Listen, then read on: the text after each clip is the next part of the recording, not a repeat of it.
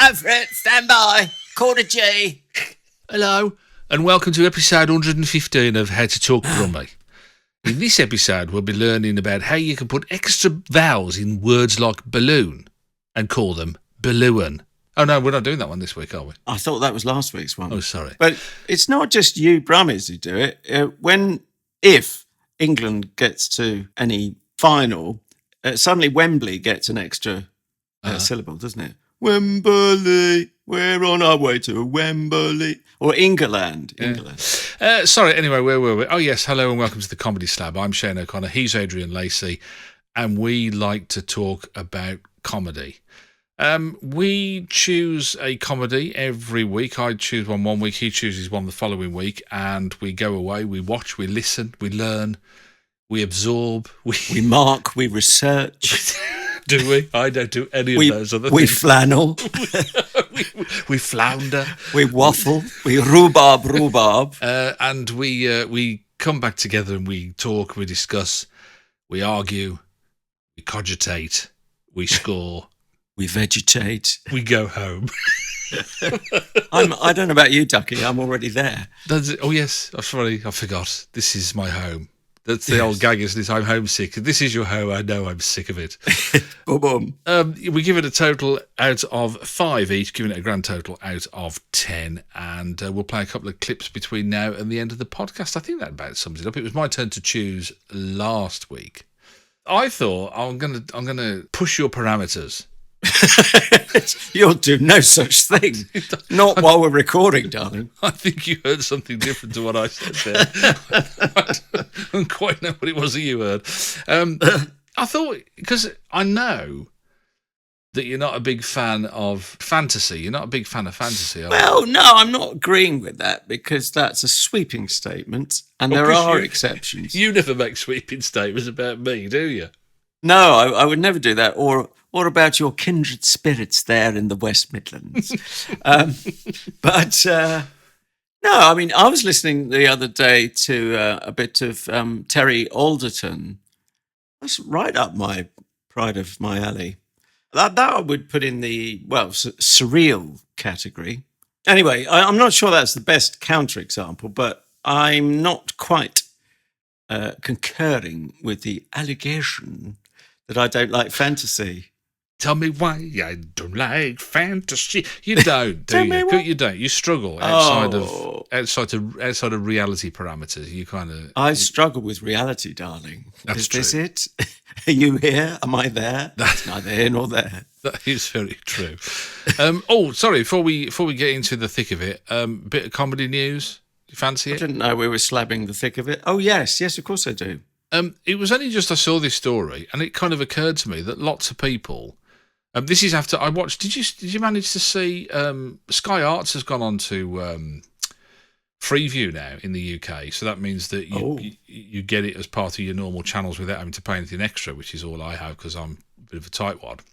Me too. I'm suddenly interested. And it's on Channel 11 on what's it if you want to have a look, Sky Arts. But one of the things that they do is portrait Artist of the Year, which me and my wife both love. We think it's fabulous, really good. Used to be presented by Frank Skinner.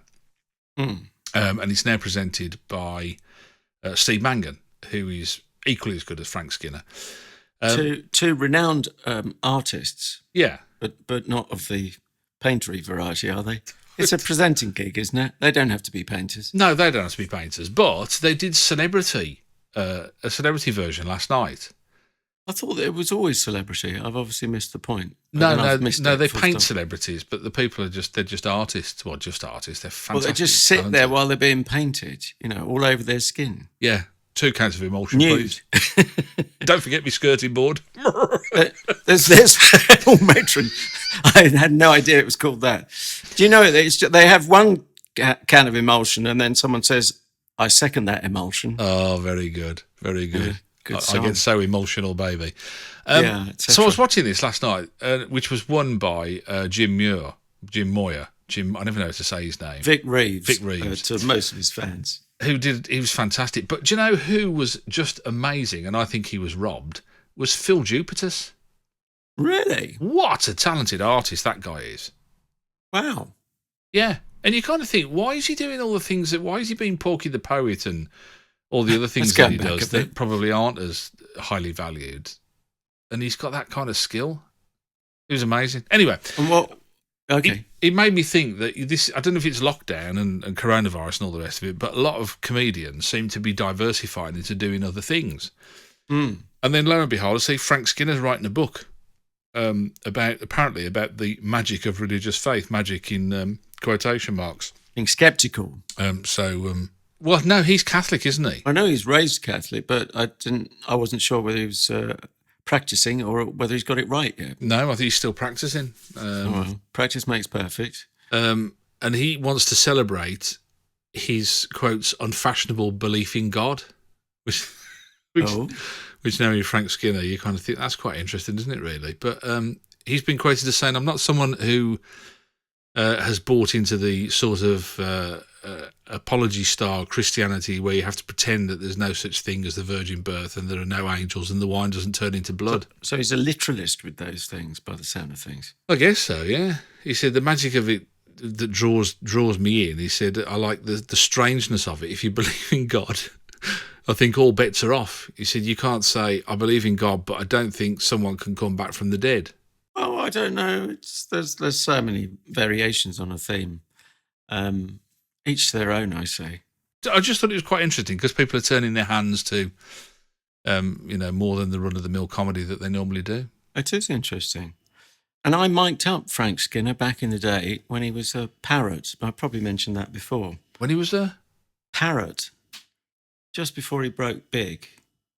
The sitcom set on the ocean waves. It was a pilot with... a pirate? Well, might as well have been. Prices of eight. Anyway, some people are shouting at their pod playing devices the name of the show, which I've now forgotten, and other people are shouting, get on with slabbing the... And I'll let you tell them what we're slabbing. Okay. I remember him in a sitcom called Shane, which should have been a huge success. That's all I'm saying. Well, yeah, you should have been a huge success. That's all I'm saying. Anyway, I wanted to push your parameters outside of reality and head off into this fictional world on board the spaceship, the Red Dwarf. 10, 12 series, 13 series, I think they're about to do. Something like that. So hugely popular. It's been going for 30 years. And it don't seem a day too long. And you just kind of think, wow, that is an achievement in itself, isn't it, really? Although if you go back to the first episodes, they do kind of show their age now, interestingly enough. What, technically or every which way? Every which way. The way they look, the way they are, the scripts, the acting, the whole shebang.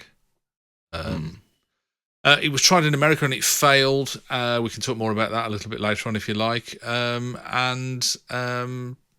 think that's it. I think it's over to you, isn't it, really? Or should we have a clip first and then it's over Let's to you? have a clip, yeah. You seem to be premature with your headlinery. And since I haven't thought of one yet, I've at least got 1 minute and however many seconds to do so. Do I need to explain the whole premise to start, do you think, or not? Well, you explained some things at the end of last week's Slab, so episode 114 at the end, if people want a bit more context. I was very tempted to go back to that. I just can't hold it in my mind. So I don't know. Quick scene set in a sentence or two. Okay, the Red Dwarf is the mining corporation ship. It's not a particularly glamorous one, and it's quite an old one now. And Dave Lister and Arnold Rimmer were vending machine technicians on the original ship. Arnold Rimmer is very ambitious, but doesn't seem to have the ability to be able to be promoted to anything other than a vending machine technician. And the ship is destroyed. We think by Rimmer doing something wrong, he forgot to replace a drive plate. And at the time the ship was destroyed, Dave Lister was in stasis as a punishment. And basically you have Lister, who's now come back out of stasis. Rimmer is now a hologram because he died with the rest of the crew. There's a character called Cat who evolved from the ship's cat. Who looks like Little Richard. He does, yeah. Danny John Jules Probably does look a best, bit like. Danny John Jules was a dancer, actually, so it's quite, Yeah. it's quite interesting you said. He knows how to throw a few shapes in the moves, doesn't he?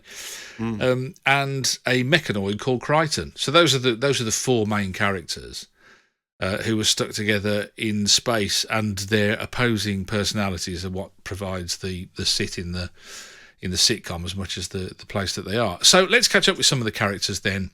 And here we catch up with Lister and Kat, and they're chatting about this book that Kat picks up, which is was it 101 Fascinating Facts or something? One of those factoid books, isn't it? Anyway, so they're chatting about what's in the book. Hey, what's this? Found that in Peterson's quarters. Some crazy stuff in that, man. For instance, did you know that in the 1970s in Sweden, 20% of all traffic accidents involved a moose? A moose? It's crazy, that, isn't it? Well, if they're stupid enough to let them drive, what the hell do they expect? But the moose aren't driving. You just said they were. No, they're not driving. They're just causing the accidents. You mean they're in the back fooling around, distracting the driver? That is insane. Why are they giving them a lift in the first place? Let them walk. They got legs. No, the moose aren't in the cars, antlers out the sunroof. They're in the roads, moosing about, crossing roads, causing accidents. You mean they're not looking left and right? Exactly. Not using the pedestrian crossings? Exactly. Not paying attention to whether it's a little green man or a little red man? Of course they're not. They're mooses. Gee, these Swedes, they expect too much. And that becomes a bit of a, if you will, a leitmotif for the rest of the show. It's quite good, before I give the headline, it's quite good in terms of, I mean, they know what they're doing, what am I saying? Grant Naylor, which sort of counts as one person, but isn't. Well, it is now, isn't it? Because one of them, he left, didn't he, Grant? Okay, but they're good at sowing little seeds early on, which then bloom into comedy recalls, and lots of loose ends tied up. But it's a bit of a but of a bit. I'd have to say, better dead than red. That's a bit unkind, isn't it? It's not that bad, but it's not for me. I knew It's it wouldn't be. Yes. I did my best, though. No, I did my best. What, do you want some reward for guessing it wouldn't be my tasse de thé, as they say en France? I was hoping I'd be wrong, to be honest with you, but yeah. It doesn't sound like it. You got Cheshire Cat grin on. I kind of figured that, it wasn't going to be a pure alley. Imagine. But I tried my best, and there are plenty of upsides. And look, I'm not going to take on 8 million people, which is what their peak audience was at one stage. That's an awful lot of enemies. So it's me, it's not them, darling. But yeah, plenty of upsides, plenty of stuff. As I say, I'm beautifully structured, but it's when you find yourself using phrases like beautifully structured, you think you're probably not in love with something. You appreciate it, but from probably a fairly safe distance. I tell you what it feels like. It feels like I've got my face pressed up against the glass, and I can see the fan club through the glass, and I can see them enjoying it. But that's it. I'm on the outside looking in kind of thing. Here's the thing that struck me throughout it, and I thought, I wonder whether this will give you a problem either. If you notice, I thought you probably would notice it actually, or whether it would just be subliminal. The laugh track on it. Yes. Now, if it was an older episode, I could say without any hesitation, because I was working at TV Centre. You knew that was coming, didn't you? Around the time this was being made, Yeah. And I'd love to say I've got a whole stack of anecdotes. I haven't, because I didn't work on the show. I knew some people who did. I realised with a bit of a gulp, I associate it with Ed Bye because I for some reason I was in the dubbing suite where there's sort of post-production sound after it's been in the studio. Ed Bye, you will know, of course, being across these things, is Mr. Ruby Wax, who's done all right for himself in the world of TV. Then I looked down at the sort of research behind the show and Wikification and all of that. And Ed Bye hasn't directed it since 1991. Yeah. So what's that? The best part of 30 years ago. Day before yesterday, as we call it. But Yeah, that's interesting. But hey, I can't remember the beginning of that sentence, but respect for it lasting that long, apart from anything else. Well, I think, isn't this it's kind of testament to the way that TV is evolving, that it's lasted as long as it has because it's kind of moved. It started out on BBC Two, which were the Ed Bye days, of course, and it moved from BBC Two to Dave, which of course is still owned by the BBC. Did it not go to BBC One first? Was it never a BBC One? I don't think it was ever on BBC One. No. Oh, that's why. I'm sure it would have got a bigger peak audience than 8 million. I mean, 8 million is respectable. It's not short of miraculous on BBC Two, but it could have got another 30, 50%, I would have thought, on BBC One. Yeah, I don't think it was ever on BBC One. I may well be completely wrong about that, but... Well, while we're talking such things, very quickly, it's a Grant Naylor production for Dave, copyright UK Gold Services Limited 2012. Carry on with your history of it. Oh, you were talking about the laughter track. That's where I started drifting off. Yeah, I just wonder whether did that give you a problem? Because I must admit, it started to grate on me big style. And I mean, your point that you were making was that, you know, it was in front of a live audience when it started out. At some point, going to Dave, it didn't. And do we know that for a fact before we get carried away? Yeah. Given that Dave is part of the BBC, I can't understand.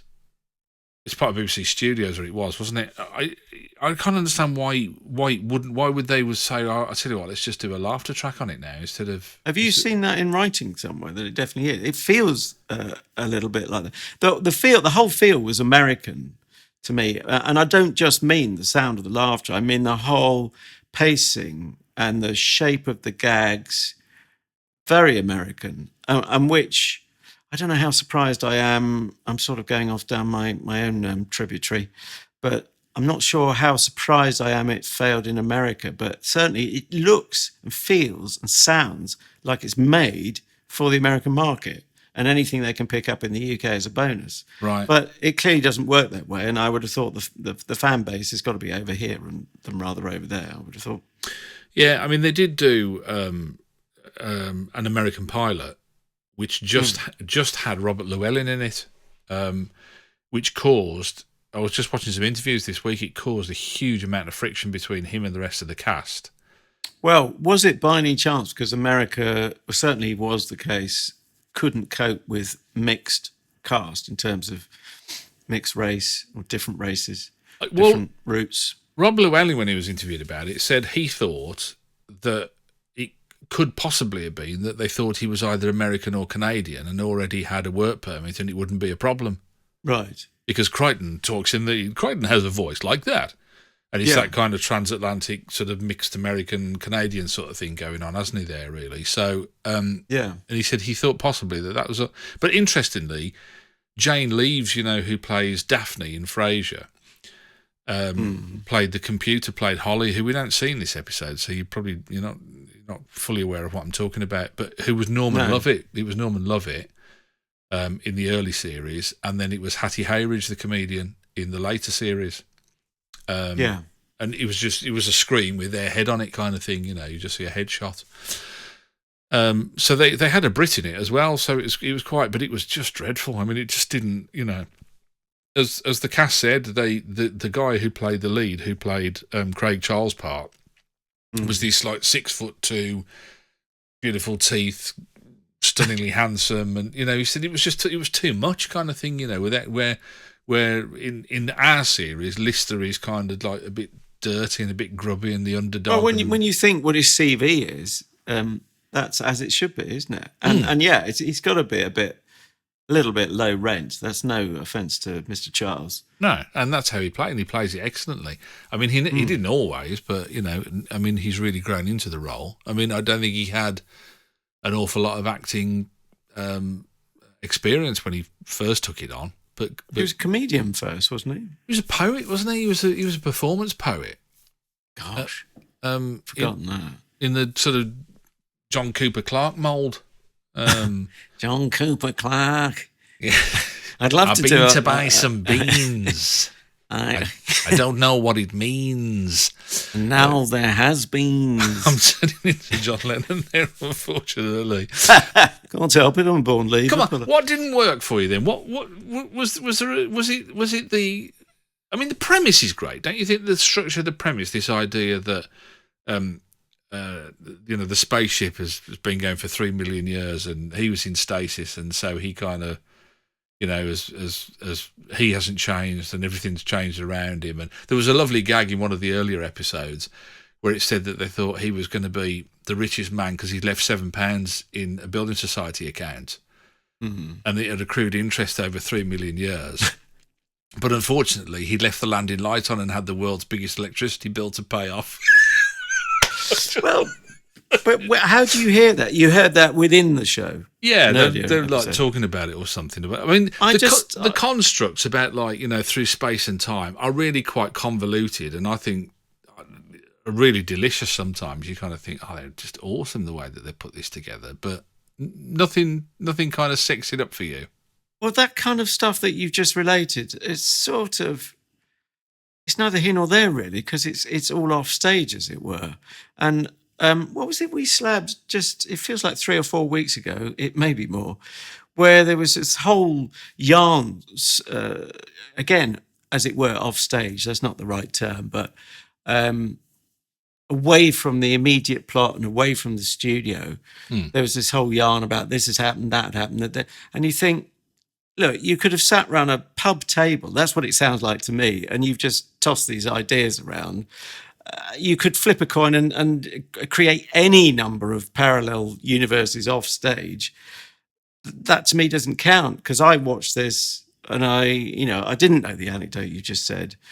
And it's a bit comme ci, comme ça, I'm afraid. Don't you think, though, if you're throwing that kind of stuff away in that kind of way, in just, in a few lines, that's real confidence with the rest of the stuff that you're actually putting in the main plot and the main storyline? Because you kind of think, it's like in this episode you mentioned, that we heard that clip there, and they were talking about the moose, and so everybody knew about the moose apart from Rimmer, who was doing he had to do his space promotion exam, and it was this logical thinking question. And all he had was in the 1970s in Sweden, and he couldn't get it. And even the cat got it. Like he said in the 1970s, and he goes, "Is it Sweden?" And he goes, "Yeah, it was a moose." And it's just this. There's that whole that's sequence. nicely done. That's nicely done. I probably sounds like I'm contradicting myself, but it's nicely written. But your question some minutes ago now was about what I thought of the setup, and well, is it meant to be like, if Star Trek is squeaky clean and trying to make some points about all living together and loving each other, is this trying to be an antimatter Star Trek, do you think? Yeah, I think that's quite a good observation, really, because as I said at the start of the podcast, the being in space and not being able to get home, and all of the things that they meet along the way that are trying to kill them or eat them or, whatever it happens to be, are almost always secondary to the poor relationship that they have with each other because of their personalities, which again, I think it's gorgeous, really, because you kind of think, if you're firing space bazookas at some kind of animal that sucked each of your emotions out and made this terrible thing made up of all your negative energy, and yet the worst thing is that at the end of killing that, you all hate each other. I just think it's just because that's life, isn't it? Don't you think? It is life. So why does it need to be in a spaceship? Is one of my questions. Because you said, well, what do I think of the setup or the premise or whatever? Why is it not here on Earth with people living in a flat with, for the sake of argument, rising damp? I mean, they say that sitcoms all about, or good comedy is meant to be about confinement. Okay, 3 million years and all of that. Well, you can't compete with that here on Earth, but it's the same deal, isn't it? But they are confined, aren't they? That's the whole thing. They're confined with each other. Yeah, well, what I'm saying is you don't have to be in space to be confined. You can have students in student accommodation who can't afford to live apart. Yeah, but there is something about this being in a perilous situation, and yet the hatred of your fellow man that you're in this perilous situation with outweighs the perilous situation, that to me heightens that whole thing, because you kind of think, haven't you got more important fish to fry? No, I don't like him because he's not like me. Do you know what I mean? It's like, or because of my petty tendencies. Oh, there was something. Don't get me wrong. There's some. I was talking about the upsides, and one of those is very identifiable. It's very human. Superficially, it might look like it's nothing to do with this planet, but ultimately it is extremely human. For some reason, it made me think of Third Rock from the Sun, which we must slab one of these days. Now, does that count as fantasy? Because I liked that at the time. It's a long time ago. Yeah, I mean, that's the reverse, isn't it? I mean, that's aliens stuck on Earth. Yeah, but that again is making the point. It's all about, they're trying to understand humans. So ultimately, that's about, it has to be. How else could you connect with it as a human viewer? It's all about humanity, and it's an interesting take, and it's from the other side of the glass again, the other side of the mirror. I think the other thing with Red Dwarf, though, and I don't think Third Rock is exactly the same in this way, is that they don't overplay the sci-fi, because it would be easy to make the sci-fi the star. Don't you think? And what I love about Red Dwarf is the sci-fi is almost like just in the background. It's, you kind of think, well, they meet strange and weird creatures or people or whatever, or get into sticky situations on other planets or other ships or whatever it happens to be, but that is still secondary. And I think it's brave to have such a premise that all bets are off because you can be as wild and wacky as you like, and they don't. And that's the thing that I love about it, is that it has its own constraints within the writing. They don't go bananas about it, and they don't make this, oh, it's sci-fi, we can do anything. Yeah. And it still boils down to human emotions, human feelings, human foibles, and maybe the nasty side of humanity. I think there's no maybe about it, but it's very, very relatable in that sense. So I did enjoy that. It's got to be high time for the second of our two clips, surely. Yes. Well, Rimmer is all through the series, and as I say, there have been 13 odd series, possibly. I think it's definitely 12. This is series 10. Have we actually said it's series 10, episode 1? Series 10, episode 1. Yeah, sorry, no, I didn't. But Rimmer at length explores his relationship with his family. So we know that he is, or he certainly feels that he is, the runt of the litter, and that, it was I think one of the episodes, he was the one who was hard done by, and he didn't get the breaks. When in reality, we find out that he actually was the one that got the breaks, but he muffed them up, and his other brothers didn't get the breaks, and they still did well. And this breeds all this resentment with Rimmer, and we realise that Rimmer's brother has actually met the same fate as him, and he's now a hologram, so he's now dead. And they have this chance meeting because they find this other vessel that's kind of floating about in deep space.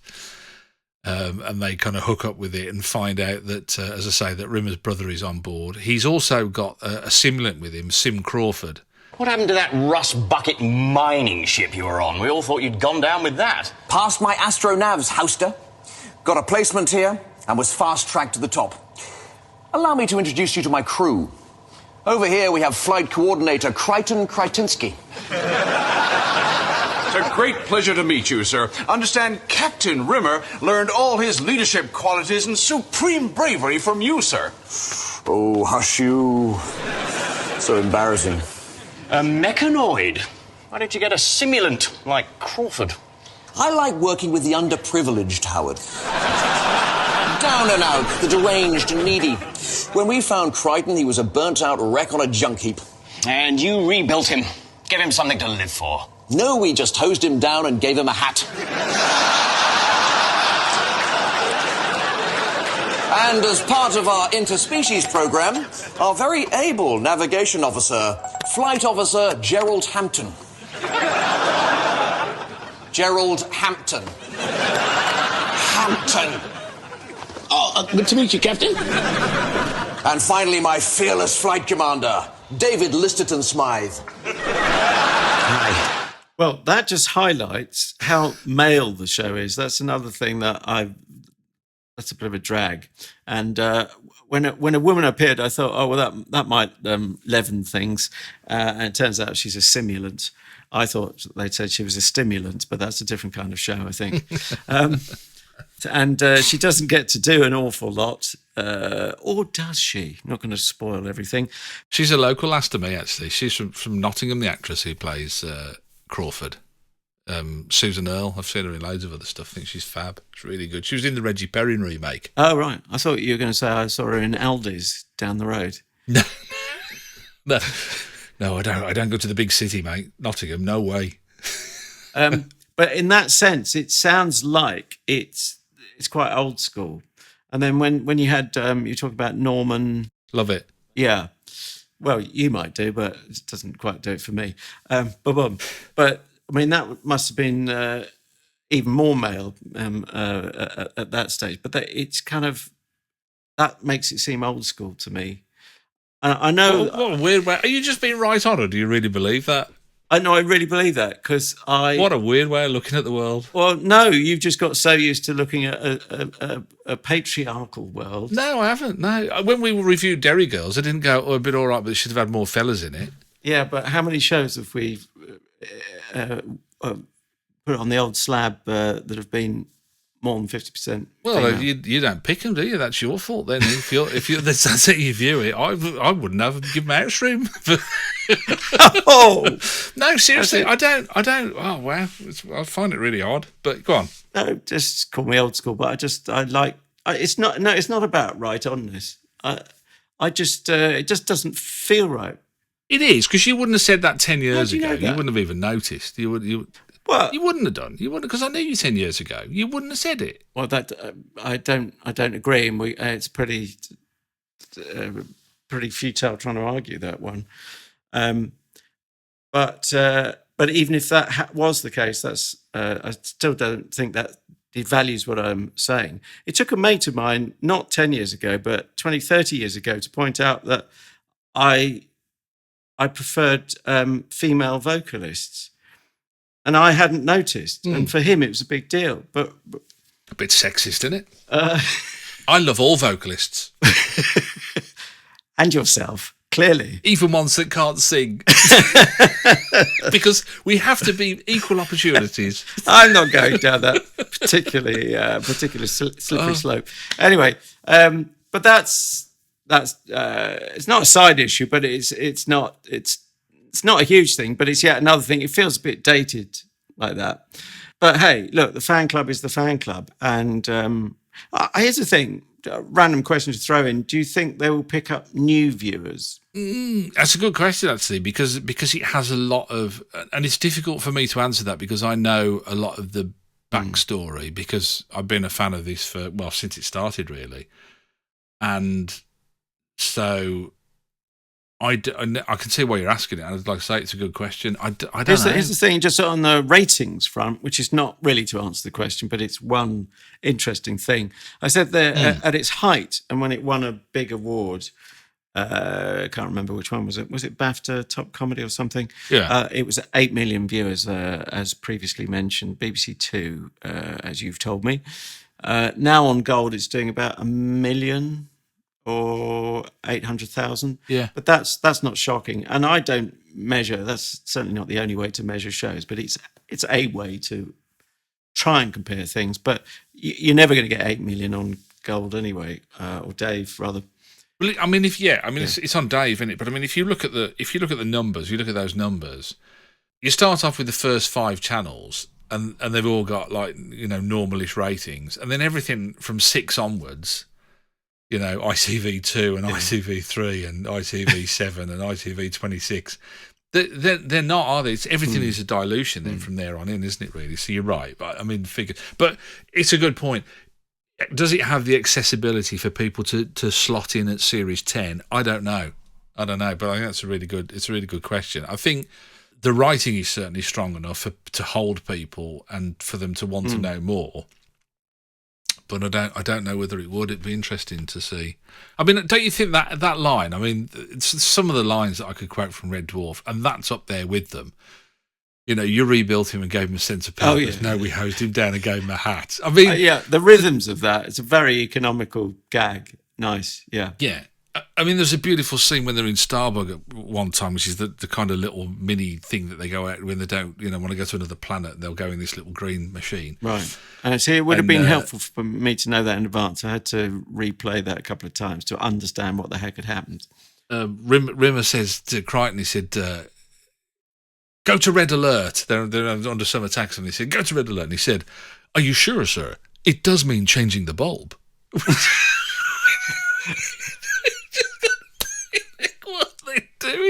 That's just plain silly, but fun and silly. Love it. I just love it. I just think there's some, and there's references, some of the awards that Rimmer either wants to be in line for or thinks that he's in line for. He wanted, or he had received, or he wanted to receive the gold oblong of pluck.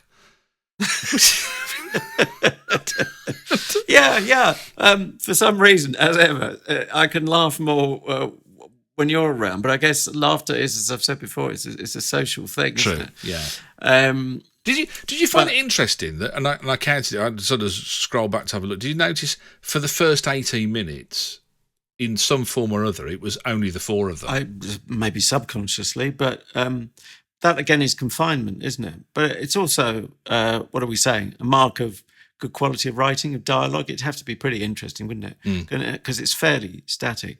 There's a lovely running gag about, and I won't ruin it, but the shopping channel or whatever. Something that they've just got to have. And then, that goes somewhere interesting. I thought that was just throwaway, and I thought once they moved on to a different area, that would be gone. But no, it becomes more significant. Look, hats off to them. As I use the S word of structure, which is not very sexy, which is another S word, which is. But it's good writing. And if I had my time over again, if I got the bug in 1991, I think I'd still have the bug now. You wouldn't. You don't watch it. You watch the first episode and go, well, I can cross that off my list. Oh, okay. Right, next, bungee jumping, as I said last week. That's after you'd fished once and caught a fish, which is a very generic term, I noticed. What was it, a tiddler?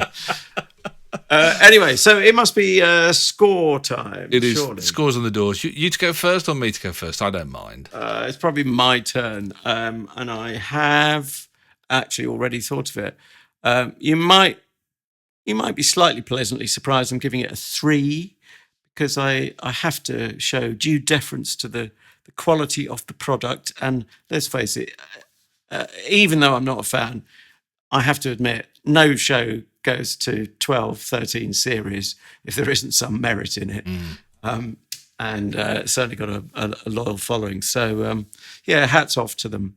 That's probably ticked off the list, as you say. But 3 out of 5 from me. And you? That isn't bad at all, actually, considering. And I think you're right. I mean, the writing is the thing for me. I think they're a great cast as well. I think they've all really grown into their roles. And, the cat was, in the early days, was a lot more, hey, look at my shiny thing, sort of very much like it's very obviously cat, whereas he's just kind of selfish, self-absorbed and vain now, which as a cat owner, he's not acting. Yeah, as a cat owner, I got to say he's pretty well nailed it there, I would have thought.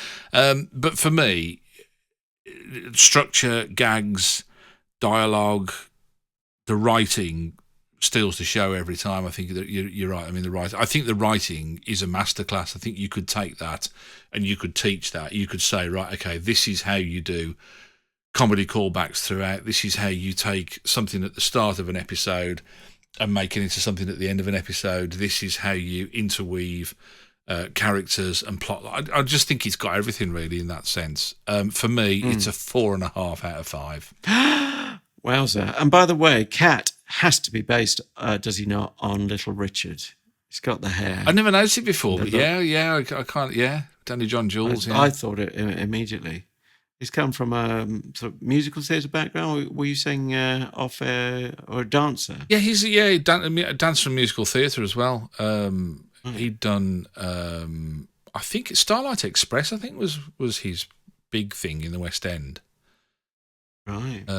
Starlight Express. An actor and producer. Yeah. Oh, he's no slouch in terms of. No. Well, it's interesting, isn't it? They've all kind of got sort of backstories. I'm not sure what Robert Llewellyn was doing beforehand. Chris Barry, of course, was an impressionist, was on Spitting Image and, things like they're doing the voices on stuff like that as well. So, and by the way, I must slot in here. Should have done it earlier. I met Craig Charles in a Radio 2 lift when he was covering for Steve Wright in the afternoon. Oh, okay. He's got a hashtag name drop, and he was very sweet.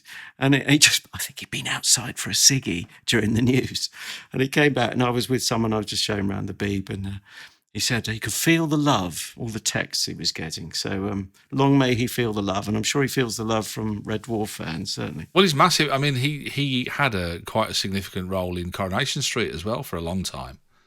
Oh, of course, yeah. So he's acting. I mean, it's gone from strength to strength, and I guess off the back of this, because this has been running in the background for all that time. But 7.5 out of 10 then for Red Dwarf. It is time to find out what you have got in store for me. I presume it's an all-women cast, but what is it going to be?